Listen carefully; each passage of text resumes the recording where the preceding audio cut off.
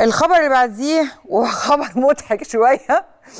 بس العنوان بيقول: من قاعة المحكمة إلى قاعة الزفاف. باختصار شديد يا بنات، باختصار شديد يا ستات، واحدة راحت تتطلق من جوزها، راحت لمحامية، رفعت عليه قضية، راحت المحامية مطلقاها من جوزها ومتجوزاه، المحامية اتجوزت جوزها. فهنا طبعا يعني برضو هي شيء غريب جدا. الست جالها صدمة من الحوار، وطبعا طلعت اتكلمت، وده كان حوار بقى موجود في كل حتة، كان يعني كل الناس بتتكلم عليه، اللي هو ايه ده؟